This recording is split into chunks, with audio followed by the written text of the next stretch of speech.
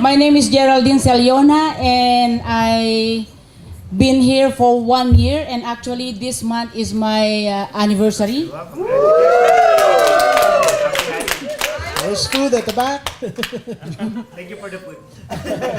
Yeah, that's my Treat. celebration. I work as a nursing attendant for 10 years, and I work 3 jobs at the same time. What I don't like about my job is I don't have enough sleep.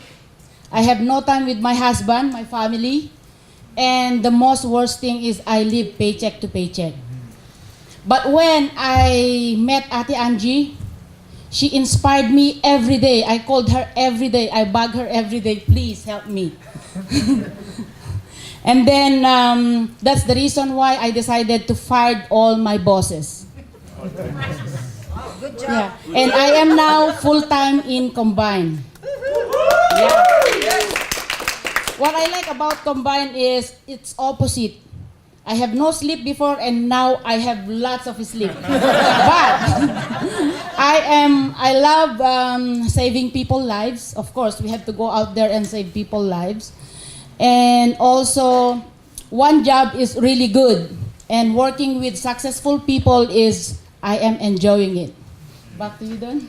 Okay, thanks, Geraldine. My name is Don Jumida. Just a little background. I'm a sales and customer service background, corporate life, and then 6 months ago, I decided to be full-time with Combine and never myself turned back to where I came from before. But anyway, I'm just blessed to introduce to you our speaker for tonight. She just came from Ontario, actually, from a very successful all-women speaking engagement, and she was one of the speakers. And this lady is a lady that inspired all of us here while we're doing Combine. And I want to thank you guys for being here tonight. I want to give you a big hand for being here. A lot of people are saying, Angie, you know what? I don't know why I show up. For the people who invited you, the reason being is I tell a lot of people, if you are going to come in, just don't come in by yourselves. Call the people you know, you love, and you care, because those are the people who deserve to hear the message that we're going to share today. You're not here for us to sell you anything. You are here because the people who invited you, you are a most special person on their list that they want you to hear what we have to share. So I'm hoping if you don't like what you see tonight, please, after my meeting, take the person who invited you outside and have a good talk, not inside. And then do whatever you need to do with them. I'm just kidding. Okay, love them anyways, because I know that this is something amazing that you're gonna see. I'm not promising you anything, but you yourself will judge after this. So like Dawn has said, I just came back from my speaking engagement in Toronto to tell you a little bit about my background. Can I tell you a little bit about my story? Yes. We're not going to hear me and listen to me if you know that I didn't come from anywhere else. But I was 19 years old. I was born to be a farmer, helping my parents farm the land that we don't have. So we are just farmers for a lot of rich people back home. But farmers back home are not rich. They're very poor. So we need to till a land that we don't have. So these people who hired us to till their land sometimes just give us a part or a little bit of the whatever is the harvest that year. But sometimes we're not so lucky and we don't have that much. So the reason why I'm telling you this, I didn't come from my country being rich. When I started farming, I was 5 years old, and I helped my parents farm all day long, and every single day we need to be in the farm. And I asked my dad, Dad, this is not what I meant to be. I know that I can do something better. But my dad said, you know what, you're dreaming, because you know your grandma is being a farmer ever since, your mom is a farmer, all these people around you, your friends, they're all women, and women are meant to stay home and have babies and help the farmers. And I said, but Dad, I don't think that that's what I meant to be. I know that I can do better. So I get a spanking from my dad every time I tell him about what my dream is all about. But I know for a fact that I've been I'm kind of trying to adapt that to be poor, to be in poverty is okay. But then there was a chance that I wake up and I said, no, I can do better.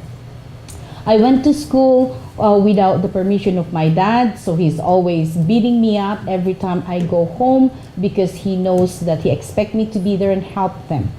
To tell you honestly, my grandma died when she was 95 years old, died broke. No money to bury her. My mother died 67 years old, died broke. No money to bury them. And the reason why I am telling you this is because I do believe that each and every one of us can make a choice to what we want to be in life. So when I was 19 years old, I know for a fact that I won't make it in the Philippines. So I asked my mother to sell a cow for me to be in Middle East. I was 19 years old. I went to Middle East. And the best thing that I learned from there is to adapt into the culture of the people. As a 19 years old, you need to not be very vulnerable. So I cover myself and adapt to their culture. And thank God I made it for 3 years. There's a lot of women been chopped in pieces, sent back to their country in a box because they didn't respect the culture of the people. But the lesson that I learned from there is I know for a fact if I know how to respect them, they will respect me back. Would you agree? Yes. Now, when I was there for 3 years, I almost died because I worked non-stop. I was 90 pounds and then they decided to send me back home because I cannot work anymore. But from there, I went back to Hong Kong because we are very blessed to eat once a day when I was growing up. I know how it feels to be having empty stomach before you go to bed, wishing to have food when I wake up in the morning, and that's exactly what life was in the Philippines. In Hong Kong, I spent maybe 2.5 years, and after there, as a caregiver nanny, I applied here in Canada, been blessed to be here in Canada. The agency that told me when I was in Hong Kong, they said, Angie, don't you worry about a thing. Once you go to Canada, you will be absolutely free. Meaning, you are, you're gonna be it's a land of opportunity. So everything will be provided for me. So I came here with $50 in my pocket, 3 bottoms and 2 tops. So I came here and I said, yes, I'm gonna be rich. I'm in Canada. Well, I become a caregiver nanny here in Canada. After 3 years as a working caregiver nanny, I have my open visa. After I get my open visa, I found out that I was richer when I landed in Canada because I have $50 in my pocket. After 3 years working as a caregiver nanny, I was living on my credit card. So, again, the cycle of life begins. It doesn't matter how long you work, how many hours you put in, how much money you make. It's not the matter of how much money you make, it's how much you keep. And I didn't learn that because I thought, money will keep coming. So the reason why I love what I do is because I learned it the hard way. So I've been blessed to execute my passion. So every single thing that I experience in life, I want to do it for people. Because I know how to live paycheck to paycheck, going to a grocery that I need to put back all the grocery because I don't have no money in my credit card. I know how it feels to have 4 kids and no money to buy the things they need. So my passion is to help people develop them better than I found them. And it is working so well that there's a lot of people like Dawn and Geraldine who have shared their story that from 2 jobs, 3 jobs, becoming full-time with us.